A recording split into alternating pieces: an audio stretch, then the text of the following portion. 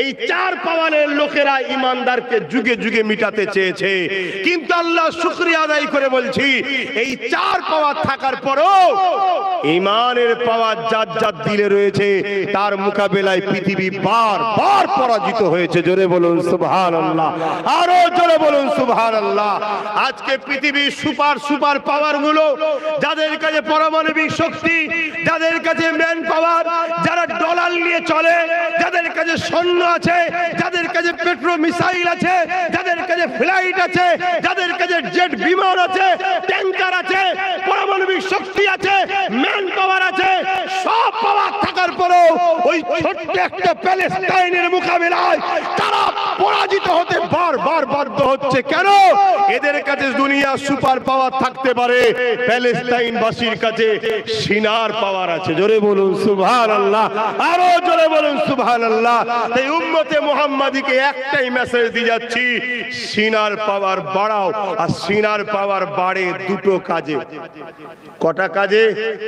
Number 1, আল্লাহকে ভয় করো। নাম্বার 2, দিলে নবীর প্রেম ও আদব সবার থেকে বেশি রাখো। যদি পারো লাও, গেনার হবে।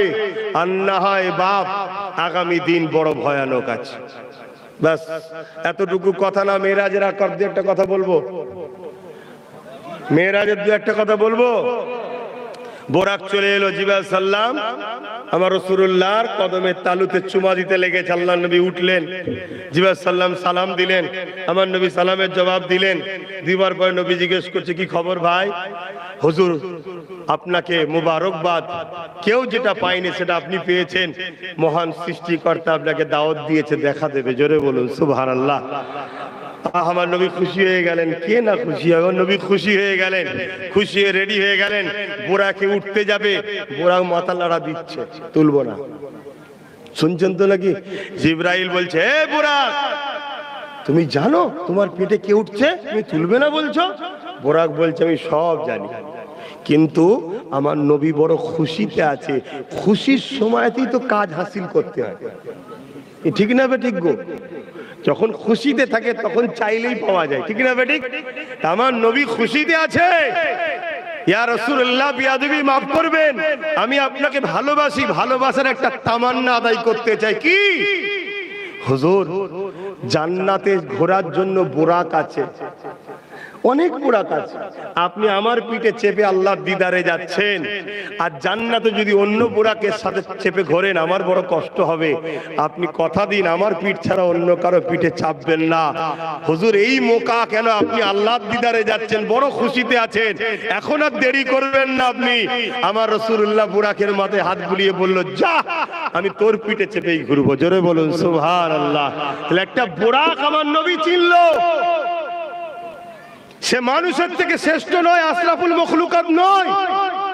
আর মানুষ হয়ে, মুফতি হয়ে, মৌলানা হয়ে, মুহাদ্দিস হয়ে, ফোকা হয়ে আমার নবী চেনে নে।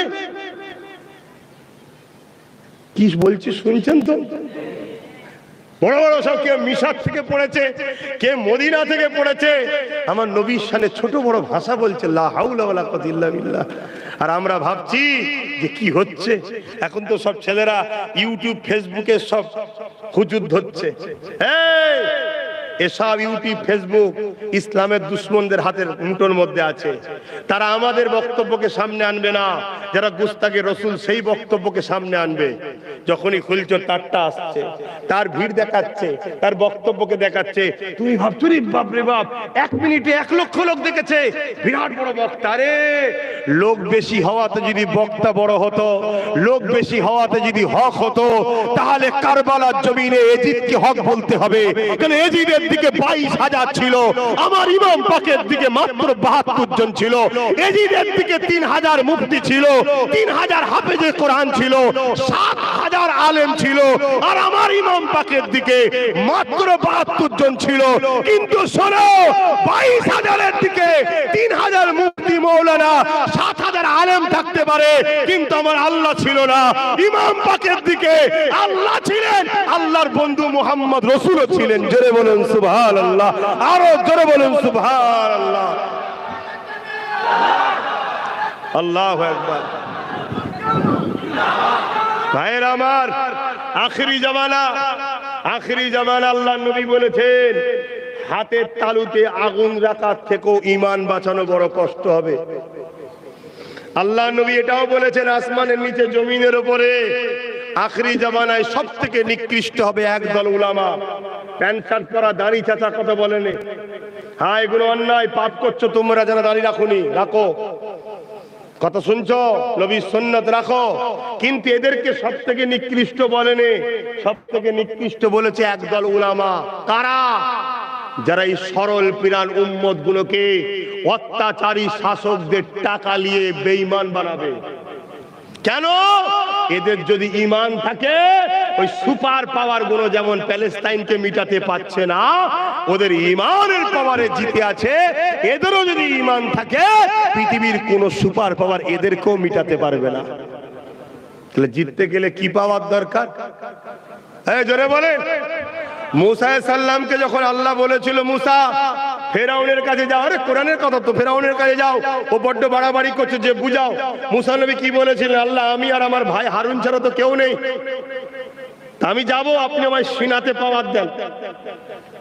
কোরআনের কথা, আপনি আমার সিনাই পাওয়ার দেন। জানেন না সিনার পাওয়ার লে গেল 70,000 জাদুঘরের মোকাবেলায়।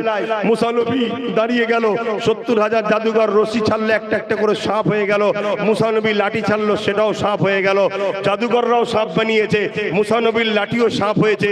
কিন্তু 70,000 জাদুঘর মুসা নবীর হাতে হাত দিয়ে মুসা নবীর লাঠি ছাড়া সাপ দেখে ইমানের কালেমা পড়ে মুসলমান হয়ে গেল। জোরে বলুন সুবহানাল্লাহ। কারণ কি? তোমরাও তো সাপ বানিয়েছো, মুসা নবীর লাঠিও তো সাপ হয়েছে। জাদুকররা বলছে, এ মানুষ শোনো, আমাদের রশিগুলো সাপ হয়েছে, এটা লোক দেখছে সাপ, কিন্তু রশি আছে, কিন্তু মুসা যে লাঠিটা ছেড়েছে, আরে ওটার লাঠি নেই, সত্যিকারেরই সাপ হয়ে গেছে। জোরে বলুন সুবহানাল্লাহ। জাদু আর মুজিজার পার্থক্য এটা, জাদু মানুষের চোখকে ধোঁকা দেয়, মুজিজা হাকিকাতে পরিবর্তন হয়। জোরে বলুন সুবহানাল্লাহ। মুসা নবীর যদি এই মুজিজা হয়, মুসা নবীর নবী কামলিওয়ালা আমিনাল্লাহ আব্দুল্লাহ আল্লাহর বন্ধু মুহাম্মদ রাসূলের তুলনা হয়? সেই নবীকে তো তুলনা করছে আজকে।